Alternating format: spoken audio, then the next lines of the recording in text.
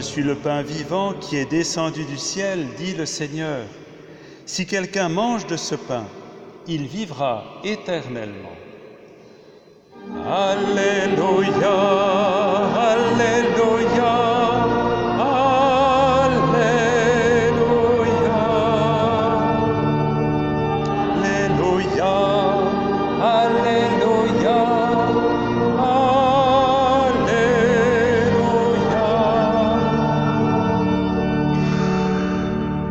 Le Seigneur soit avec vous. Évangile de Jésus-Christ selon saint Jean. En ce temps-là, les Juifs récriminaient contre Jésus parce qu'il avait déclaré « Moi, je suis le pain qui est descendu du ciel ». Ils disaient « Celui-là n'est-il pas Jésus, fils de Joseph ? Nous connaissons bien son père et sa mère, alors comment peut-il dire « Maintenant, je suis descendu du ciel » ? Jésus reprit la parole. « Ne récriminez pas entre vous. Personne ne peut venir à moi si le Père qui m'a envoyé ne l'attire. Et moi, je le ressusciterai au dernier jour. » Il est écrit dans les prophètes, « Ils seront tous instruits par Dieu lui-même. Quiconque a entendu le Père et reçu son enseignement vient à moi. Certes, personne n'a jamais vu le Père, sinon celui qui vient de Dieu. Celui-là seul a vu le Père. Amen. Je vous le dis, il a la vie éternelle, celui qui croit. Moi, je suis le pain de la vie. Au désert, vos pères ont mangé la manne et ils sont morts. Mais le pain qui descend du ciel est tel que celui qui en mange ne mourra pas. Moi, je suis le pain vivant qui est descendu du ciel. Si quelqu'un mange de ce pain, il vivra éternellement. Le pain que je donnerai, c'est ma chair donnée pour la vie du monde. Acclamons la parole de Dieu.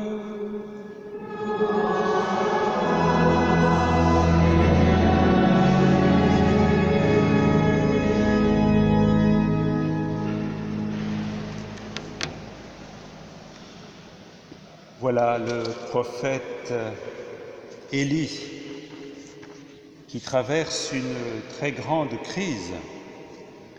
Voilà, il vient s'asseoir à l'ombre d'un buisson et demanda la mort. Vous voyez, c'est vraiment un moment, je dirais, de dépression spirituelle très profonde pour Élie. Qu'est-ce qui vient de se passer? Il a été en conflit avec les prêtres de Baal, 450 prêtres, et lui, de son côté, avec Yahvé. Et ça a fini par la mort des 450 prêtres de Baal. Et c'est pas rien. Et la reine Jézabel est tout à fait furieuse que ces 450 prêtres, qui étaient ses prêtres, aient été supprimés comme ça. Et elle décide de faire subir le même sort à Élie. Elle veut sa mort. Alors Élie s'enfuit. Élie s'enfuit et il est épuisé. Et il se demande ce qui va lui arriver. Alors, il rentre dans un état de questionnement, une espèce de dépression spirituelle, et il n'a plus l'énergie pour continuer, pour avancer. Alors l'ange du Seigneur intervient, vous avez vu, hein? L'ange du Seigneur intervient, et quand dans la Bible, on a l'ange du Seigneur, eh bien c'est de Dieu lui-même qu'on parle. Mais pour ne pas nommer Dieu directement, on dit l'ange du Seigneur. Alors c'est Dieu qui intervient à travers son ange pour venir en aide à Élie dans ce moment. Et comment il le fait? Eh bien, en lui apportant ce qu'il faut pour manger d'une galette cuite sur des pierres brûlantes et une cruche d'eau. D'ailleurs, cette nourriture, c'est un peu comme la manne pour les Hébreux au désert. Eh bien, derrière cette nourriture, il y a bien sûr la présence même de Dieu dans sa parole. Et Dieu va nourrir Élie par le pain, les galettes cuites, par l'eau et par sa parole. Et Élie peut reprendre des forces et Dieu invite Élie à prendre la route, et à 2 reprises, il va de nouveau le faire manger, boire, goûter la parole pour avancer pendant 40 jours. 40 jours, hein, le chiffre 40, 40 jours et 40 nuits, m'a-t-on fait remarquer tout à l'heure à Saint-Jacques. Oui, 40 jours et 40 nuits, il devait s'arrêter de temps en temps, peut-être le jour ou la nuit, vous savez, dans le désert, pour pouvoir marcher. Et ce chiffre 40 représente le chiffre de gestation dans la Bible, c'est-à-dire cette arrivée de quelque chose de nouveau. 40 ans dans le désert, 40 jours ici pour Élie, 40 jours pour le Christ, au désert aussi, tenté. Et donc Élie va vers un lieu précis. Élie est comme en pèlerinage, soutenu par le pain, par l'eau et par la parole.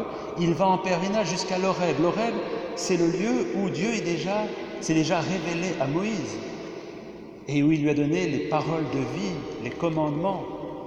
Ce lieu où, au moment où Dieu est intervenu pour Moïse, la montagne s'est mise à prendre feu.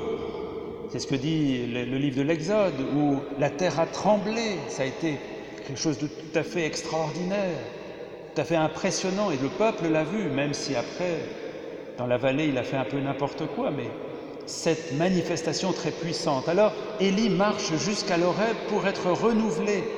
Là où il en est, il a grand besoin d'être renouvelé, Élie, dans son épuisement. Et quand il arrive dans cette grotte, dans l'Horeb, là où Dieu est intervenu pour Moïse, il s'attend lui aussi à ce que quelque chose de très puissant se mette en route et qu'il soit comme ébranlé par des choses tout à fait voyantes, du feu, des tremblements, de l'orage, du bruit. Et ce n'est pas du tout ce qui va se passer. Dieu va intervenir dans cette grotte, non pas dans l'orage, non pas dans le feu, non pas dans le tremblement, mais dans un bruit de fin silence, dans une brise légère. Vous voyez, on va passer à travers cette nouvelle révélation à Élie, comme il y en avait une à Moïse, eh bien, à un Dieu qui n'est plus le Dieu des armées, mais le Dieu de l'accompagnement, ce Dieu qui est présent, qui donne la force pour le chemin, qui se révèle proche, qui se révèle tendre auprès de ceux qu'il aime. Et ce n'est pas pour rien que sur la montagne de la Transfiguration, Jésus va être entouré par Moïse et Élie, et qu'il y aura encore une nouvelle révélation, mais la totale en Jésus, qui va être pris dans cette lumière, à nul autre pareil, dans cette blancheur. Eh bien, vous voyez ce qui arrive pour Élie, qui reçoit l'aide du Seigneur par ce pain, par cette eau, par cette parole. Eh bien, c'est pour nous aussi que ça arrive, parce que dans l'Évangile, il nous est dit que le Père intervient directement pour chacun et chacune d'entre nous. Et comment ? Comment le Père intervient pour chacun et chacune d'entre vous? Est-ce que vous savez que Dieu intervient, Dieu Père, sans cesse intervient dans votre vie, sinon vous ne seriez pas là ce matin. Eh bien, il intervient en nous poussant vers Jésus, en nous attirant vers Jésus. Et ce n'est pas pour rien que nous sommes là ce matin. On n'est pas simplement passé devant la cathédrale en disant il fera un peu moins chaud, on va rentrer, ou peut-être c'est ça qui s'est passé, mais ce n'est pas peut-être à cette occasion, à cette entrée, peut-être tout à fait étonnante dans la cathédrale, eh bien, le Père nous pousse vers Jésus. À tout moment, le Père prend soin de nous, comme il a pris soin d'Élie, épuisé, il prend soin de nous là où nous en sommes, en nous disant « Va vers Jésus, va vers Jésus ». Il nous attire par des paroles de douceur et tendresse, il nous pousse et nous pouvons accepter ou non. On voit dans l'Évangile, certaines personnes disent « Pourquoi aller vers Jésus ?» On le connaît, c'est le fils de Joseph, de Marie, on connaît ses frères, ses cousins. Le Seigneur, Père, nous pousse dans les bras de Jésus pour entendre la parole qui est comme ce pain pour Élie, comme cette eau pour Élie. Cette parole qui est Jésus lui-même dans tout ce qu'il est, dans tout ce qu'il vit pour nous. Pourquoi ? Parce que Jésus connaît intimement le Père. Et quand on écoute Jésus, qui me voit, voit le Père. Celui-ci est mon Fils bien-aimé. Écoutez-le, écoutez-le, écoutez-le. Le Père ne cesse de répéter.